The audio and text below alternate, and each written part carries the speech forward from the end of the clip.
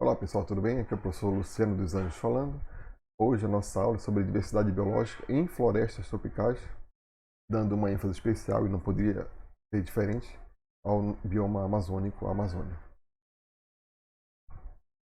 Bom, então a gente começa com essa ilustração dessa paisagem aqui de uma floresta tropical.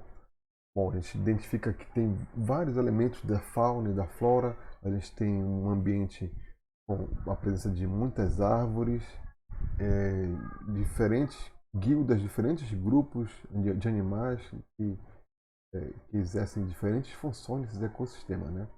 Vou prestar atenção com mais detalhe aqui. A gente tem desde grandes mamíferos até pequenos mamíferos, algumas aves terrestres, por exemplo, aves de subbosque. Tá? Se a gente for parar para observar aqui essa imagem, essa ilustração, a gente pode ficar algum tempo ah, verificando os detalhes dela e verificando até mesmo de repente os tipos de interações que ocorrem entre as espécies em uma floresta tropical, por exemplo. Isso poderia ser tranquilamente comparado com uma floresta tropical atual. No entanto, isso aqui é uma paisagem do Mioceno inferior, de aproximadamente 20 milhões de anos atrás. E além disso, essa aqui é uma paisagem de uma floresta tropical na Austrália. Então, bem distante do ponto de vista biogeográfico da nossa realidade aqui amazônica, né, e até mesmo de outros continentes. E aqui a predominância das linhagens de mamíferos, sobretudo, são aqueles mamíferos não placentários, né, não se desenvolvem na placenta. Uma parte do desenvolvimento deles é feita então, nas bolsas das mães, e então a partir desse desenvolvimento que então ocorre o crescimento e o amadurecimento do indivíduo, para então depois começar a sua vida, né? Mas apenas uma parte do desenvolvimento é feito dentro da mãe e a outra parte é feita nessas bolsas, né? Então aqui tem uma linhagem bem interessante, uma paisagem bem interessante, como eu falei, daria para identificar, por exemplo, 20 milhões de anos atrás, teria uma linhagem evolutiva similar aos koalas, por exemplo, né? Entre outros grupos aqui. Mas de modo geral, a gente nota que tem uma espécie de convergência também adaptativa, né? Entre os diferentes tipos de ecossistemas em diferentes continentes, em diferentes zonas biogeográficas. É bem interessante. Notem que o padrão, a cara, né, vamos dizer assim, o padrão fenotípico da floresta, ela permanece aqui, né? É a presença de uma alta densidade de árvores, árvores de grande porte, uma alta diversidade biológica de espécies também, tanto animais quanto vegetais. Bom, mas a gente tem que começar essa aula explicando o que significa, o que é diversidade biológica, né? Bom, de acordo com o artigo 2º da Convenção sobre Diversidade Biológica, CDB, biodiversidade ou diversidade biológica significa a variabilidade entre organismos vivos de todas as fontes, incluindo, entre outros, terrestres, marinhos e outros ecossistemas aquáticos, e os complexos ecológicos de que eles fazem parte. Bom, isso inclui diversidade dentro da espécie, entre as espécies e a diversidade de ecossistemas também. Então a gente nota que, de maneira geral, a gente está usando uma abordagem bem ampla para definir o que é diversidade, né? A diversidade ela pode ser a diferença entre os indivíduos, a diferença genética entre os indivíduos, a diferença fisiológica entre os indivíduos, mas também pode ser a diferença entre as espécies e até numa escala maior, a diferença entre os diferentes ecossistemas, por exemplo. Bom, e em termos de determinação dos padrões de biodiversidade e dos mecanismos que estão por trás desses padrões de biodiversidade, a gente pode realçar e elencar aqui 3 principais pilares, vamos dizer assim, da biodiversidade. Primeiro, aqui em cima, são as condições ambientais, né, do meio físico, do meio abiótico. Essas condições ambientais, por exemplo, o clima, o relevo, o pH, ou até mesmo as condições bióticas também, né? Ou seja, a interação com outros organismos, predação, competição, a herbivoria e por aí vai, polinização, pode determinar em grande medida os padrões de biodiversidade de uma determinada região. Então tem que ter esse background para ter vida, tem que ter esse background dessas interações da espécie com o meio ambiente, meio físico, e da espécie com outras espécies também. Por outro lado, a gente tem que ter um componente também que é o tempo, né? O tempo evolutivo, um tempo que está numa escala diferente desse tempo que a gente conhece, que a gente está habituado a ver. Aqui a gente está falando na escala de tempo geológico, de milhões de anos, então para a gente ter uma consolidação de um padrão, de modo que a evolução ocorre de forma gradual, né, e lenta através das linhagens, a geração pós geração. Então a gente tem que ter, além do espaço do meio físico, biótico e abiótico, nós temos que ter também tempo para as espécies evoluírem.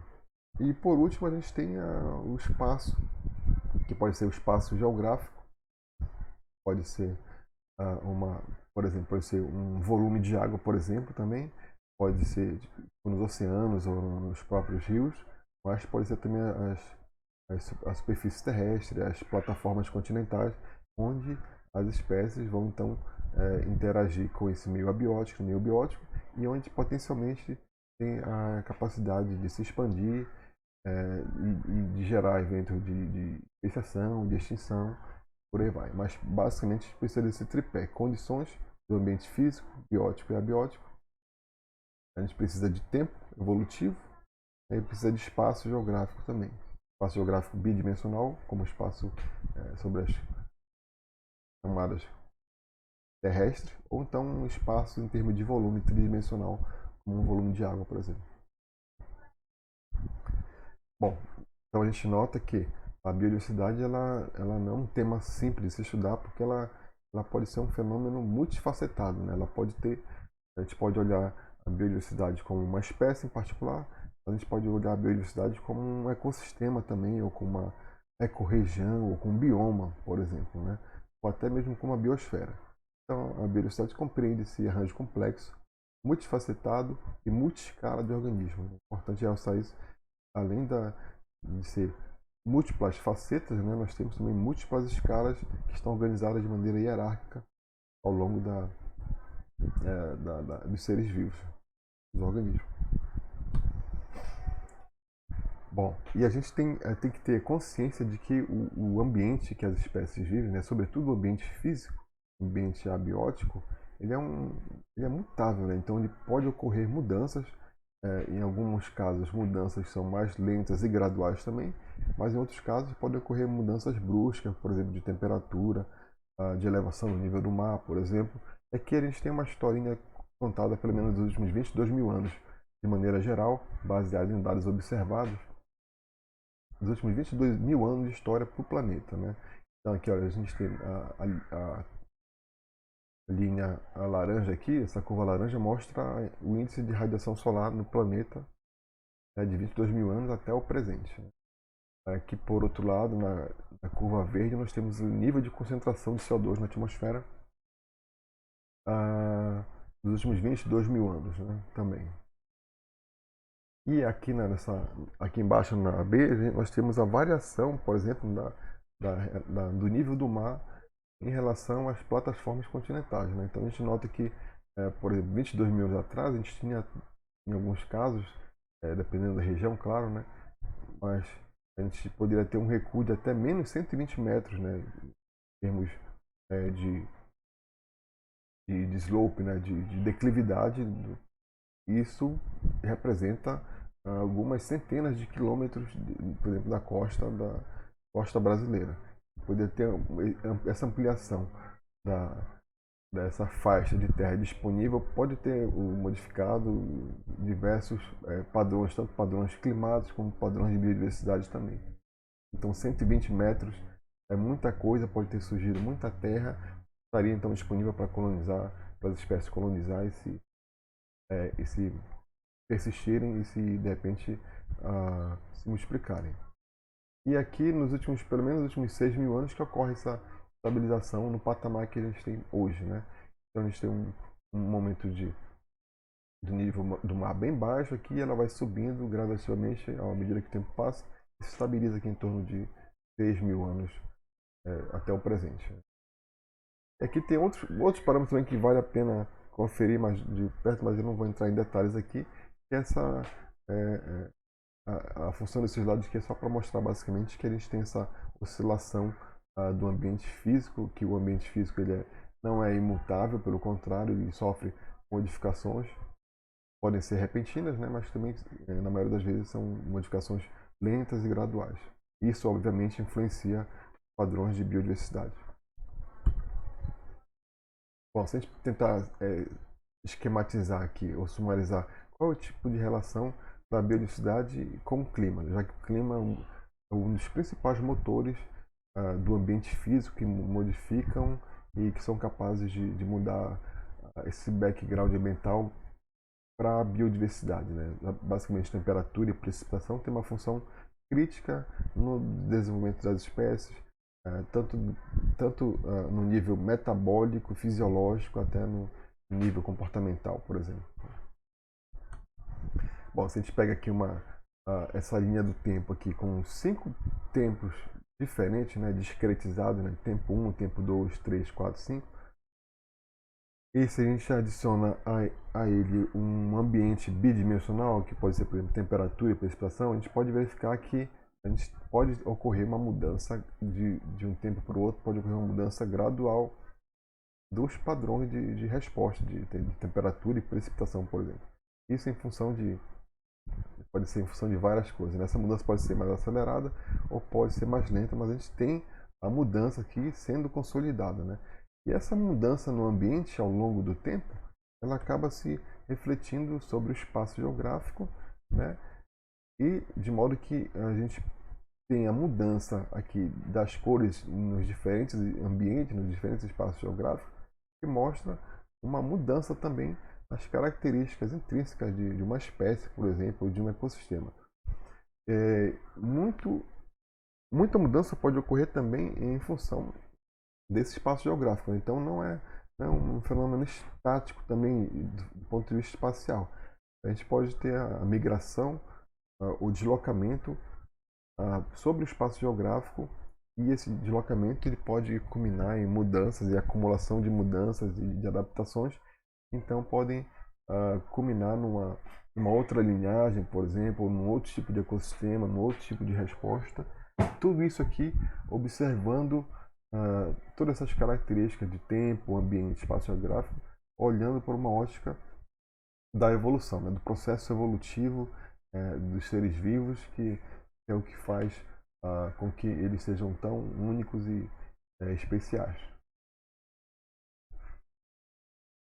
Bom, e um outro padrão que é bem interessante a gente notar e para tentar compreender como é que a biodiversidade está estruturada em diferentes escalas é a gente saber que tem processos ecológicos e evolutivos que estão estruturados em diferentes escalas, né? Então a gente tem eventos de extinção e eventos de especiação, que são uma espécie de termômetro, vamos dizer assim, de quanta biodiversidade vai se acumular em determinado local. Por exemplo, em termos de uma diversidade regional, numa escala regional, a gente tem um evento de especiação ocorrendo que a setinha aqui indica o aumento do número de espécies, ou seja, o aumento da diversidade regional em função da especiação. A diversidade regional também, ela, por exemplo, pode aumentar por conta de intercâmbios entre diferentes regiões biogeográficas, por exemplo. E essa diversidade regional ela pode diminuir em função da extinção, uma extinção que ocorre em uma escala regional, onde um evento pode dizimar um grupo particular de espécies ou várias espécies que estão presentes naquela área, né? Numa escala mais local, a gente pode ter aumento da diversidade em função da seleção de hábitat, né? Ou seja, uma maior diversidade de hábitat, uma maior heterogeneidade ambiental pode fomentar então essa seleção de hábitats e pode permitir a diferenciação, aumentando a diversidade local. Pode ocorrer também eventos estocásticos de extinção, que são eventos aleatórios, e isso faz com que a diversidade haja uma redução, uma perda de diversidade local. A diversidade local também pode diminuir em função da exclusão competitiva, termos de espécies que são similares do ponto de vista de uso de um recurso, né, podem se excluir permanentemente em função dessa competição por esse determinado recurso que pode ser crítico. E também a diversidade local ela pode diminuir em função do aparecimento, surgimento de uma doença, então, de um predador novo numa área. Então, a diversidade, de maneira geral, é uma espécie de tem que ocorrer em função de um equilíbrio, né, entre extinção e especiação. Isso varia também em função da escala.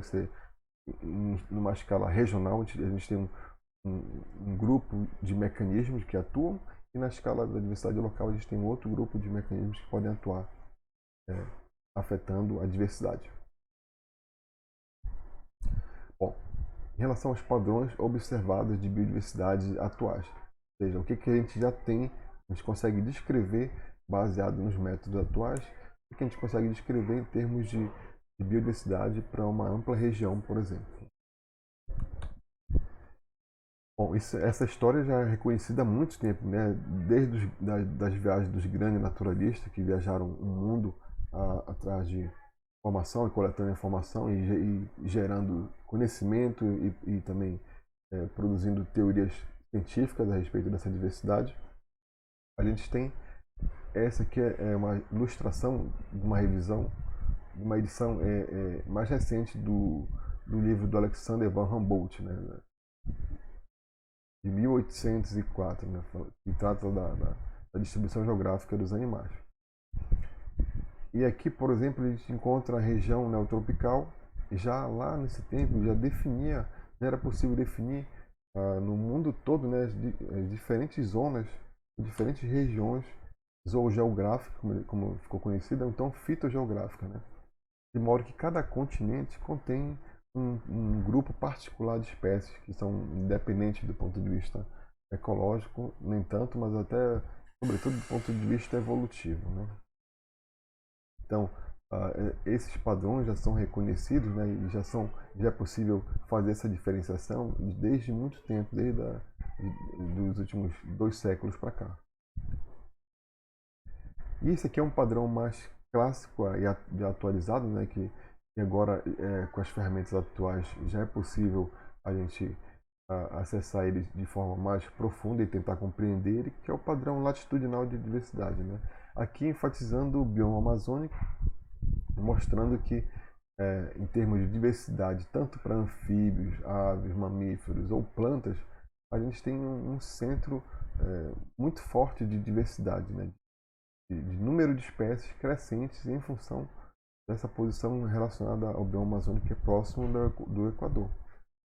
Então, por exemplo, aqui os anfíbios têm um padrão bem peculiar, que é o aumento da diversidade, que é até um padrão, além de ser latitudinal, um padrão longitudinal, é um aumento da diversidade à medida que a gente vai se deslocando para o oeste, né? Então a gente tem uma concentração de espécies aqui, sobretudo na região oeste amazônica, e assim isso funciona também para plantas, né? Em geral, a região do oeste da Amazônia então, é a região que concentra o maior número de espécies em termos de plantas, em termos de anfíbios e de maneira geral para todos os outros grupos, né? Então esse padrão já é bem consolidado e atualmente a gente consegue estudar ele com mais detalhe. Notem que tem nessa figura tem uma marcação aqui em verde que são os limites desse parque nacional aqui, Yasuni, no Equador. E aqui é a região que tem a maior biodiversidade do planeta, né? Ou a área protegida, vamos dizer assim, tem a maior biodiversidade do planeta, né? Por exemplo, chega a ter próximo de 137 anfíbios, mais de 600 espécies de aves, isso pode ser definido também em função da área, né?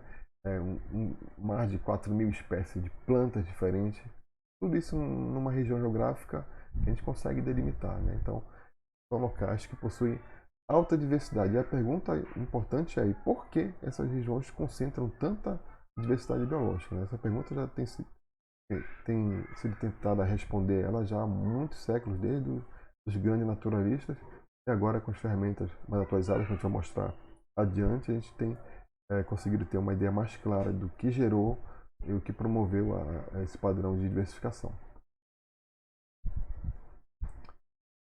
Bom, aqui é um artigo interessante da Science, que aqui, a partir desse momento, eu vou fazer uma compilação de publicações que estão relacionadas a esse tema da diversidade biológica para a Amazônia como um todo, né? Publicações que são bem interessantes e vale a pena a gente realçar aqui. Aqui nessa publicação da Karina Horner, de 2010, a gente tem os mapas paleogeográficos da Amazônia, né? Estão orientados aqui em função do tempo, né? A, B, C, D, E, F. Então aqui a gente tem 3 fotografias, 3 retratos de momentos cruciais do ponto de vista biogeográfico e paleogeográfico para a Amazônia. Então, estima-se, né, que a Amazônia, como a gente conhece hoje, ou mais próximo do que a gente conhece hoje, tenha tido um início aqui em torno de 65 milhões de anos atrás, né? E tem mais ou menos o limite do que seria o bioma amazônico. Aqui o interessante nesse sistema aqui é um sistema bem diferente do atual, né? Por exemplo, a gente tinha os rios, a bacia não estava consolidada ainda, né?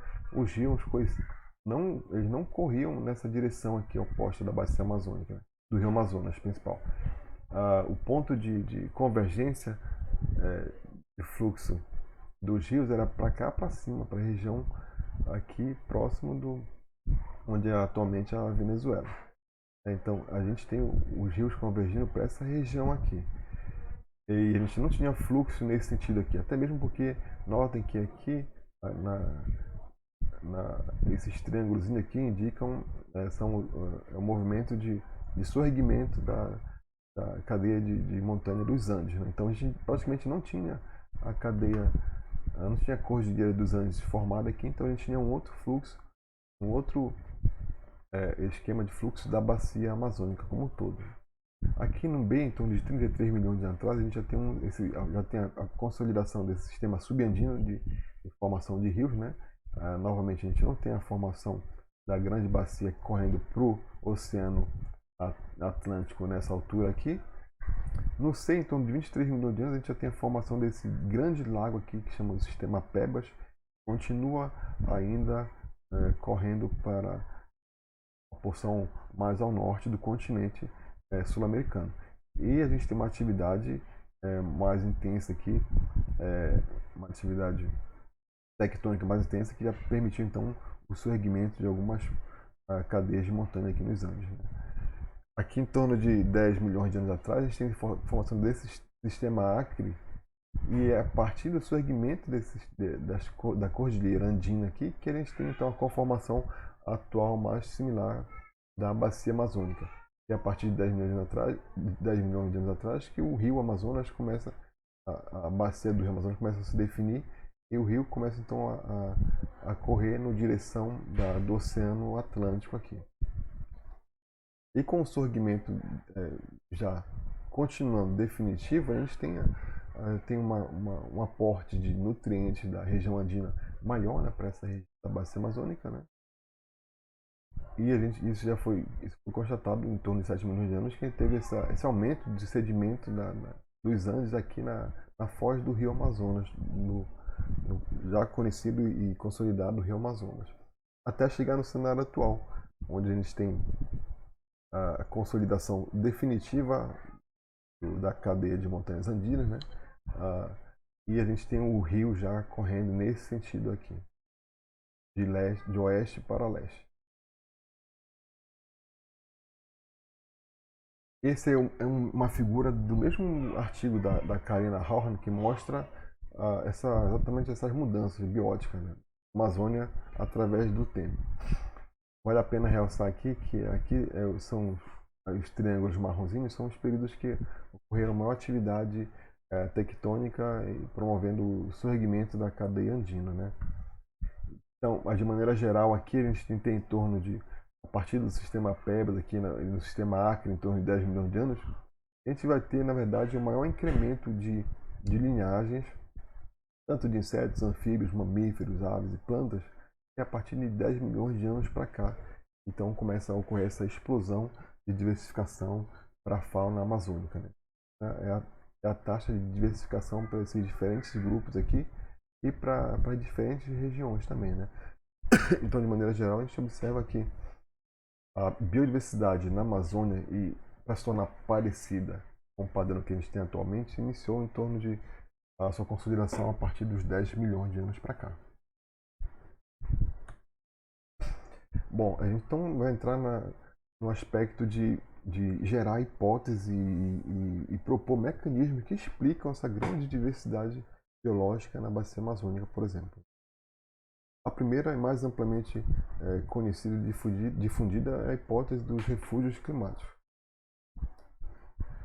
Novamente eu uso essa figura aqui para mostrar que a gente teve uma variação climática considerável desde o último glacial máximo até o presente. Né? No último glacial máximo a gente teve níveis críticos de temperatura baixa. Ele também teve um período também mais seco, então se tornou um clima seco e mais frio para a bacia amazônica como um todo, e isso afetando diretamente a biota regional. E nesse artigo aqui seminal do Jörg Hafer, lá em 1969, lá na Science, ele mostrou, e a partir daqui então tem-se a proposta dos refúgios climáticos do Pleistoceno, né, como um dos principais drivers ou motores da diversificação da fauna amazônica, né, da biota amazônica. Nesse artigo ele coloca assim, o título do artigo é Especiação em aves florestais na Amazônia. E ele coloca uma definição, uma conclusão assim, que a maioria das espécies provavelmente se originaram, perdão, aqui está errado, originaram em refúgios florestais durante períodos climáticos secos. Né?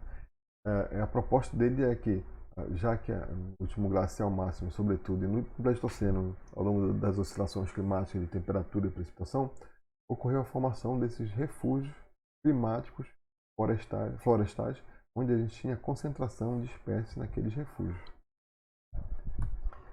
E já que a gente está tratando dessa concentração de linhagem em uma determinada área, então isso pode ter promovido eventos de especiação.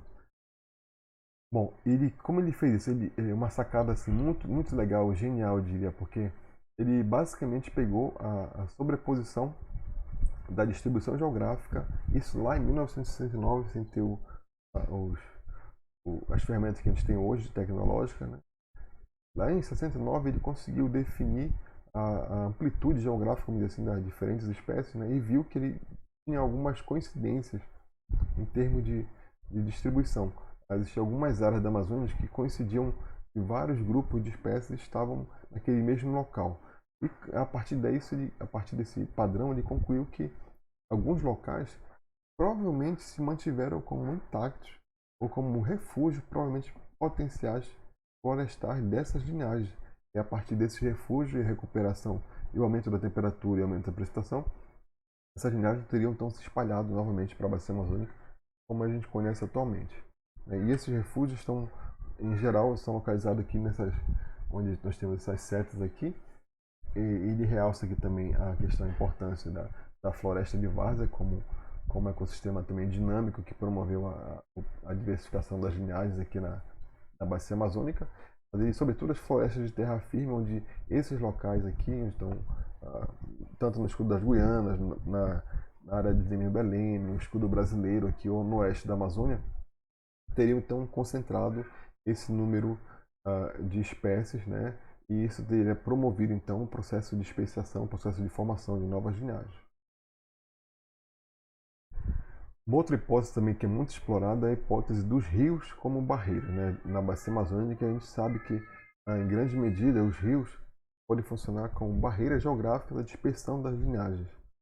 E essas barreiras então, à medida que o tempo passa, essas linhagens vão se tornando cada vez mais diferentes, já que estão em margens opostas dos rios, ou seja, nos interflúvios desses rios, e essas linhagens então passam a ser reconhecidas como linhagens, como espécies diferentes a partir desse grande tempo de isolamento reprodutivo dessas linhagens.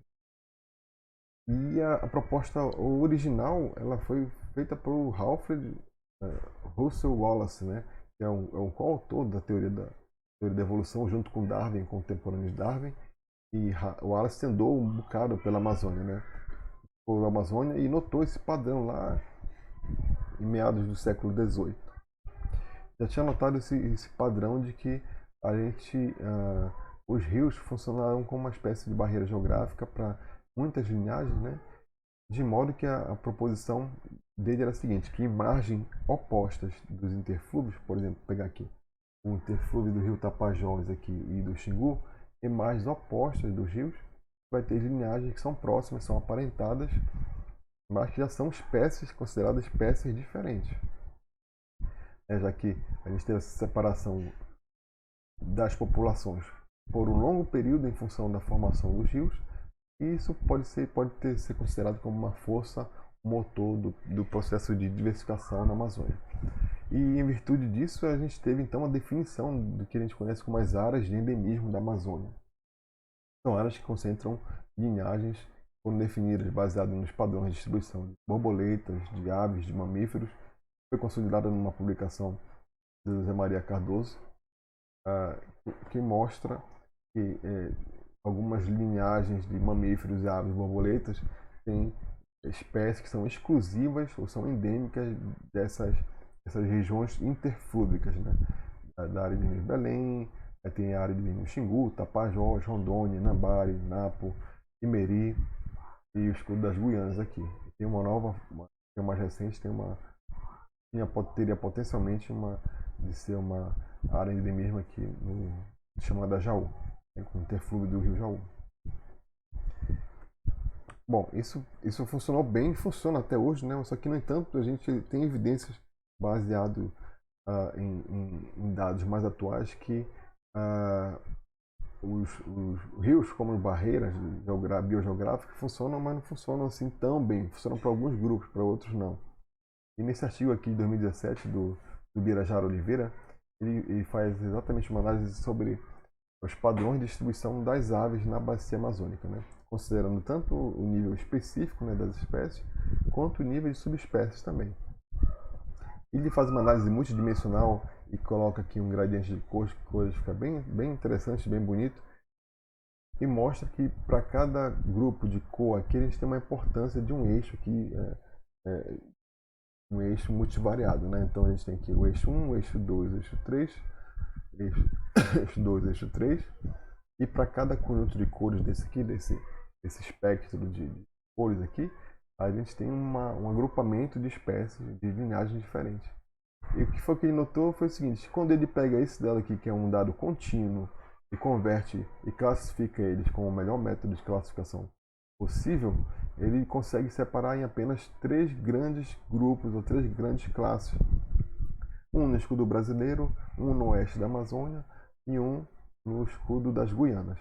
O que isso quer dizer? Que quando ele coloca o rio aqui por trás, ele basicamente confronta então, a realidade das áreas de endemismo que são definidas pelos interflúvios, né?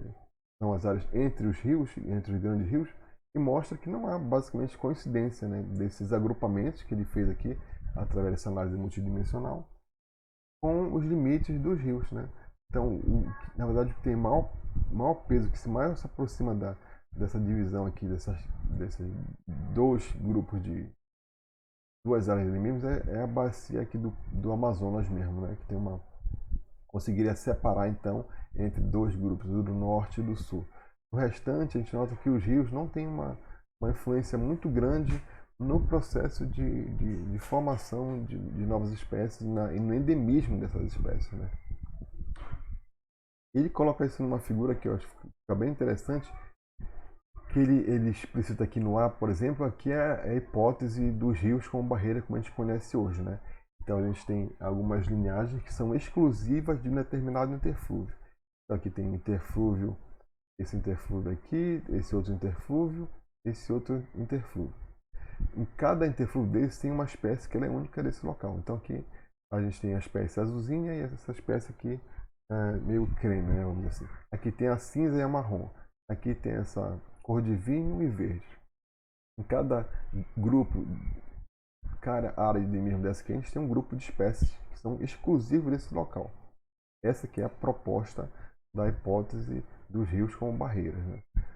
E das áreas de endemismo também. E a gente tem aqui, por outro lado, o padrão que ele encontrou, na verdade, né? Ele mostra que os rios não funcionam necessariamente como um fator, um promotor do endemismo na Amazônia, né? Mas o que ele pode promover, na verdade, essa mudança na composição de espécies entre os diferentes interflúvios, né? Então, por exemplo, aqui, mudança na composição, eu digo assim, em termos de identidade das espécies, né? Quais espécies ocorrem em quais locais, mas não em ter espécies exclusivas, endêmicas em cada local. Então, por exemplo, nesse interflúvio aqui, tem essa espécie aqui, mas ela ocorre também nesse outro interflúvio. Por outro lado, essa espécie aqui, ela ocorre nesse interflúvio, mas também ela consegue ocupar esse outro interflúvio. E assim sucessivamente. O que a gente tem basicamente é uma endemicidade alta, um alto nível de endemismo. A gente tem uma mudança na composição da espécie dependendo da largura, dependendo da, da profundidade desses rios, né? Então, em locais, imagino que tenham um efeito maior desse efeito aqui sobre aquelas bacias que são mais recentes e que tem os cursos de água, os rios, são mais estreitos também. De modo que a gente permite que essas espécies colonizem, por exemplo, diferentes interflúvios e que a gente tem aqui basicamente uma mudança na composição e não um nível de endemismo alto. Esse artigo é bem interessante, vale a pena se quiser dar uma olhada nele. Bom, e também isso aqui é uma série de artigos que eu estou mostrando para vocês, que esse artigo que eu vou mostrar é bem interessante porque ele mostra a Amazônia como um centro de origem para a biodiversidade do continente como um todo, né? Para todos os biomas do continente sul-americano e do Novo Mundo, né? Olha só que interessante. Esse artigo aqui da PNS, do Alexandre Tonelli, ele mostrou o seguinte, que ocorreu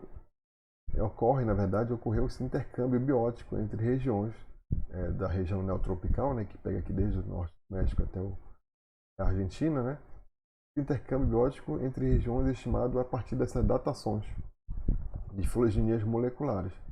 Então, utilizando já uma alta tecnologia e um conjunto de dados assim gigantes para fazer essas inferências aqui. Então, aqui tem a Amazônia, tem o Cerrado, Caatinga, Mata Atlântica, os Pampas, tem todos os biomas aqui da América do Sul, né?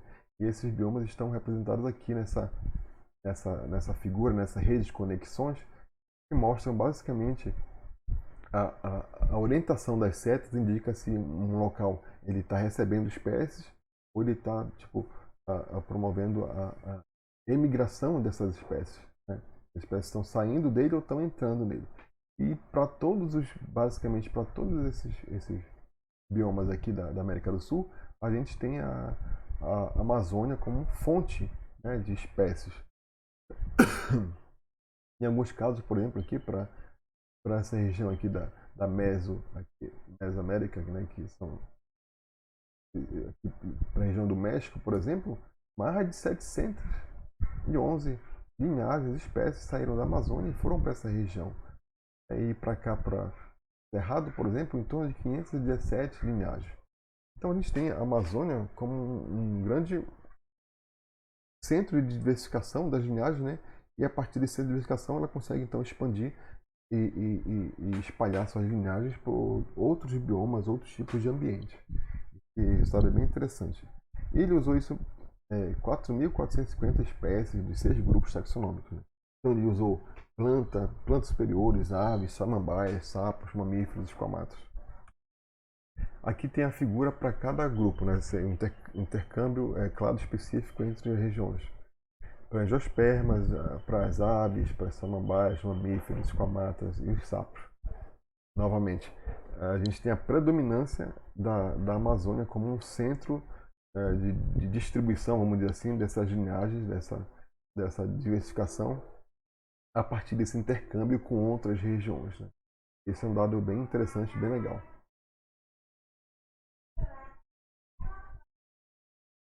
Bom, aqui a gente tem as estimativas, vou apresentar para vocês algumas estimativas da diversidade biológica global.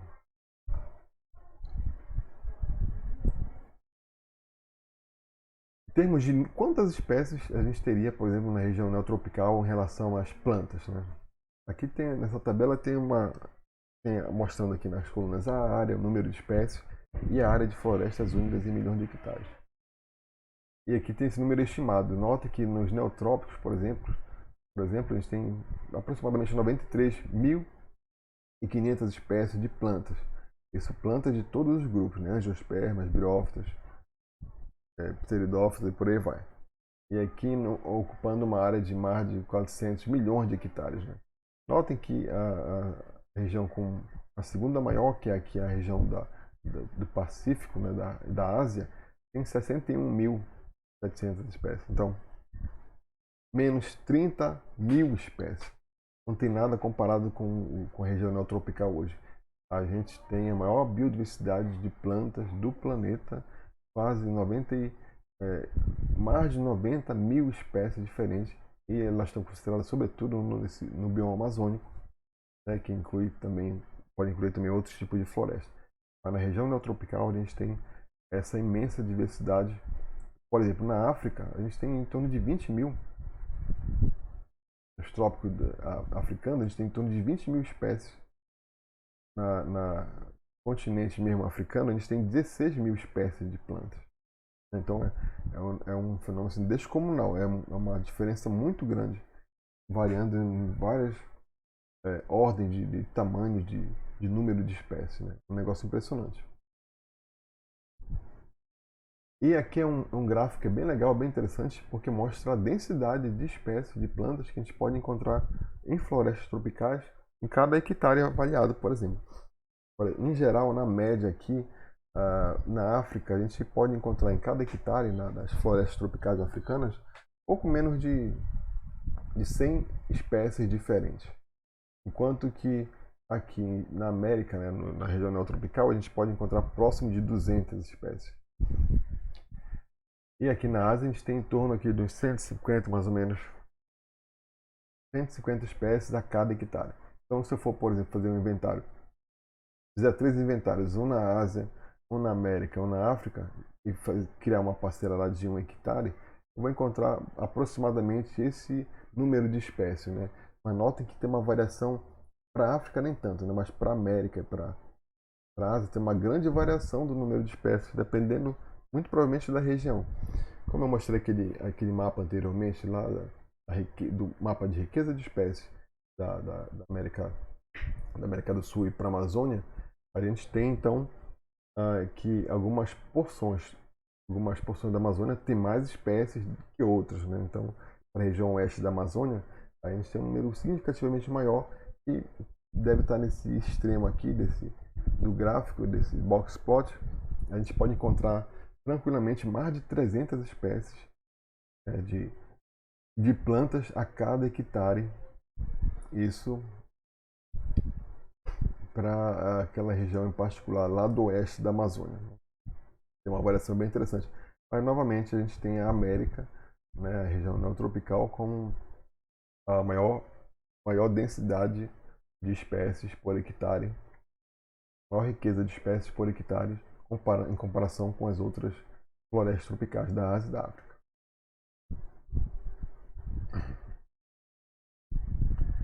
Bom, essa aqui é uma pergunta bem legal e interessante. A gente pode perguntar, bom, como os indivíduos estão distribuídos entre as espécies de árvores? Em termos de abundância, como que as espécies elas têm poucos indivíduos ou têm muitos indivíduos? Né? Na Amazônia tem esse artigo aqui do Hans, da Science, que é um artigo nosso excelente, que ele usou um inventário gigantesco distribuído por toda a Amazônia e ele encontrou um padrão interessante, que é um padrão de hiperdominância na flora de árvores, basicamente árvores aqui, tá? Então não inclui outros grupos com DAP menor que 10 centímetros na altura do peito. Então basicamente as árvores na Amazônia encontrou esse padrão de hiperdominância, de modo que esse padrão é o seguinte: um número de aproximadamente 227 espécies, né? Elas compreendem 50% de todos os indivíduos de árvores da Amazônia. Então, um número relativamente pequeno de espécies concentra um número muito, muito, muito grande de indivíduos. Esse aqui, se você notar, tem um ranking das espécies, né, em termos de abundância. E aqui a gente tem essa linha aqui que mostra o dado observado mesmo. desse ranking de abundância. A partir daqui a gente tem um dado modelado. E com esse dado ele conseguiu, por exemplo, estimar várias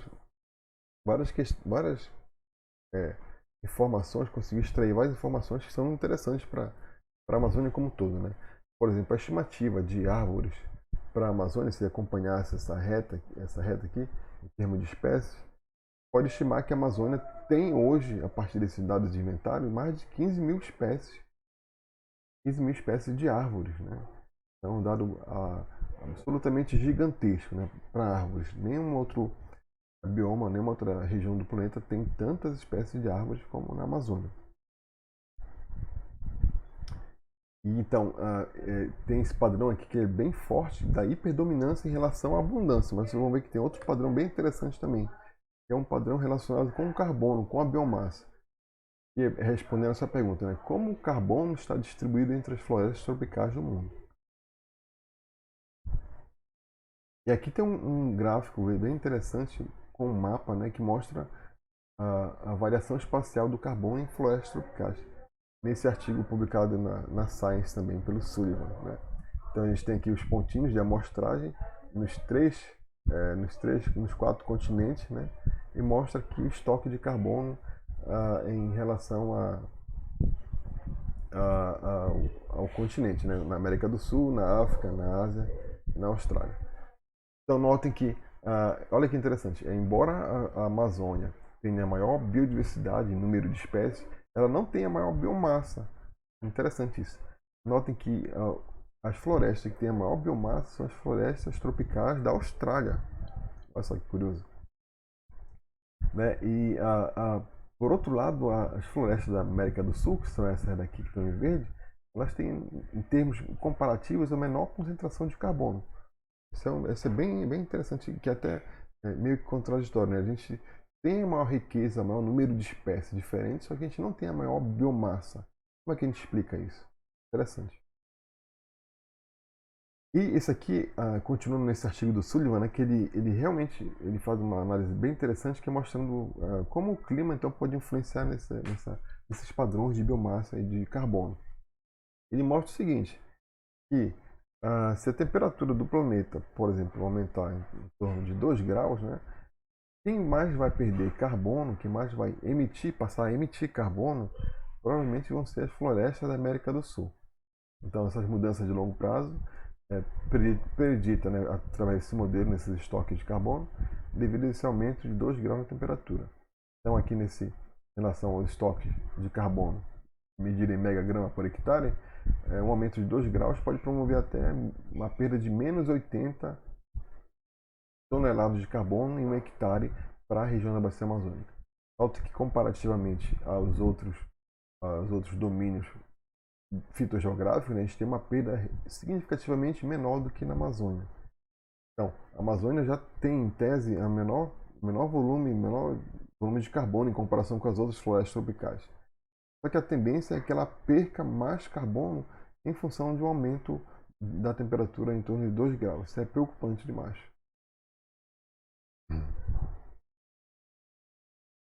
E aqui uma outra pergunta também interessante de responder, né? Será que há diferença entre as diferentes espécies em relação ao estoque de carbono? Isso para a Amazônia? E nesse artigo aqui, é bem interessante, ele mostra exatamente que também há, além de ter essa hiperdominância em alguns grupos de espécies em relação à abundância, mas ele nota que tem uma hiperdominância também em relação ao estoque de carbono, em algumas linhagens apenas. Bom, e aqui as hiperdominantes são aquelas que têm maior, em termos de abundância, né, são aproximadamente 283 espécies, e a estimativa desse artigo aqui é que 182 espécies são hiperdominantes para a biomassa e 184 espécies são hiperdominantes para a produtividade. Então são aquelas espécies que, de forma desigual, acumulam mais carbono do que as outras linhagens, né? Então, dentre o universo lá de mais de 4 mil espécies que são registradas nesses estudos, né, mais de 50% da biomassa está concentrada em apenas 182 espécies diferentes. E aqui tem um elenco das 20 mais, né, em termos de concentração de carbono. Aí mostra aqui basicamente nas colunas das famílias que elas pertencem, né? E a espécie e a biomassa que ela consegue acumular na sua estrutura. Então, qual é a espécie que mais acumula carbono? É essa aqui, é Perua falcata. Depois vocês podem pesquisar e verificar quem é essa espécie que acumula de forma desproporcional tanto carbono. Aqui em seguida vem a Scheurilla coriaceae, né, que é o mata-mata. Essa aqui é uma hiperdominante também em termos de abundância, além de em termos de abundância de número de indivíduos, né, ela concentra também uma grande biomassa. Logo em seguida, olha quem vem, a Bertholletia. Então, Bertholletia acumula muito carbono, muito, obviamente, esses resultados são influenciados pelo tamanho da espécie, né? Então, a contribuição de cada espécie para o estoque de biomassa e produção de madeira não depende apenas da abundância, né? Mas também do tamanho da árvore, da taxa de crescimento, da densidade da madeira e da vida útil também. É uma análise bem interessante que mostra que tudo que a gente vê como floresta, que a gente reconhece como floresta na Amazônia, na verdade a estrutura de floresta está concentrada em apenas algumas linhagens, né? Tanto em termos de abundância quanto em termos de biomassa. E aqui é só para mostrar que tem uma relação bem forte, né, e positiva entre a abundância dos troncos, né, dos caules, em relação à biomassa, né? À medida que a gente tem um aumento da abundância dos caules, a gente tem também um aumento significativo da biomassa.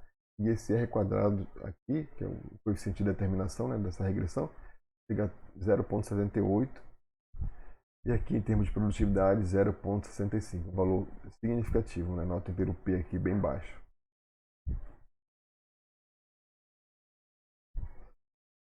Bom, e por último a gente vai abordar um pouco dessas diferenças que podem existir entre as taxas de diversificação, que potencialmente podem explicar essas diferenças entre locais que têm mais espécies e locais que têm menos espécies. Bom, essa aqui é uma figura que mostra basicamente três hipóteses relacionadas à diversificação das linhagens, né? Primeiro, é a hipótese da capacidade de suporte de espécies. O segundo é da taxa de diversificação e do terceiro do tempo de diversificação. Aqui no eixo Y a gente vai estar sempre medindo o número de espécies, riqueza de espécies. Número baixo de espécies crescendo gradativamente ao número alto de espécies. Nota aqui que a gente tem a diferenciação basicamente entre ambientes tropicais e ambientes temperados. Em ambientes tropicais em geral, por exemplo, admite-se que ele tem uma maior capacidade de suporte aqui em relação ao tempo, né? O X aqui está variando ao longo do tempo. Uma maior capacidade de suporte do que as regiões temperadas. Então, elas poderiam acumular mais espécies nesse sentido, e por isso elas têm mais espécies do que a região temperada. A segunda hipótese é da taxa de diversificação. Na verdade, ela indica que a taxa de diversificação, ou seja, que é o balanço entre extinção e especiação, nos trópicos é mais alta que na região temperada. Ou seja, nos trópicos provavelmente as espécies se acumulam porque, além de ter altas taxas de especiação, a gente tem uma baixa taxa de extinção. Ao contrário que nas zonas temperadas a gente tem uma alta taxa de extinção que acaba por diminuir então essa taxa de diversificação. Por último, a gente tem uma diferenciação em termos de tempo de diversificação. Ou seja, aqui admite-se que a região tropical é mais antiga que a região temperada. Isso influenciou também no processo de acumulação de espécies. Já que os trópicos são mais antigos, acumularam mais espécies do que regiões temperadas que são mais recentes. E baseado nisso, tem esse artigo da Science do Thiago Rangel, de 2018, que é um artigo bem interessante, que ele mostra exatamente essa diferença em relação às taxas de diversificação. A gente tem aqui o tamanho populacional. Como é que a ideia aqui é o seguinte: como é que a gente consegue transferir o que está acontecendo na natureza, os padrões observados, para uma simulação de computador?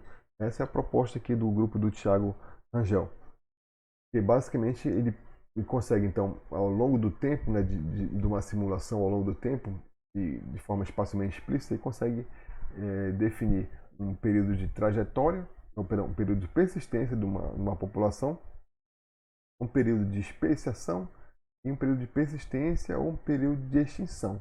Então, vou pegando aqui uma população ancestral aqui de uma determinada espécie. Ocorre um evento aqui que separa essas duas populações.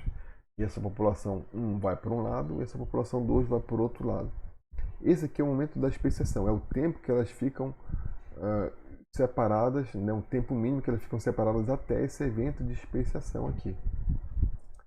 Então tem um processo de fragmentação da distribuição e tem esse tempo mínimo para ela ocorrer esse evento de especiação, que seria nesse ponto aqui. A partir daqui, essas linhagens já são independentes do ponto de vista evolutivo, elas podem seguir, persistir ao longo desse tempo, né? Ou seja, chegar até o presente, ou elas podem se extinguir. Então são dois resultados possíveis, né? Ou ela persiste ou ela se extingue. Isso ele simulou todos esses processos, todos esses passos, todos esses mecanismos num modelo de computador e identificou o seguinte, em relação às aves, né? E o padrão aqui observado de riqueza de aves, em torno de... Isso aqui é o que observa na natureza, né? Então, esse é o padrão observado. Ele queria simular esse padrão, ele encontrou um resultado que chegou mais ou menos com esse padrão aqui, que é um padrão relativamente similar ao padrão observado, né? Isso levando em conta aqueles processos lá de diversificação das linhagens, né? De separação, de tempo mínimo para especiação, de persistência ou de extinção das linhagens. E aqui ele colocou exatamente essa riqueza observada, a riqueza no caso aqui de mamíferos também observada, né? E aqui uma outra hipótese de que as linhagens fundadoras vieram aqui da Mata Atlântica. É que é um trabalho excelente que a gente consegue então predizer e prever o que aconteceu, como chegamos nesse padrão de biodiversidade, né, e passamos por diversas hipóteses dos refúgios, das barreiras geográficas, até chegar nesse ponto aqui que a gente já consegue simular espacialmente, de forma espacialmente explícita e levando em conta vários mecanismos evolutivos, consegue simular o que seria um padrão observado e consegue se aproximar bem desse padrão observado, que é melhor. Bom, a aula de hoje era essa. Eu queria agradecer a atenção de todos. Muito obrigado. A gente se encontra na próxima semana. Tchau.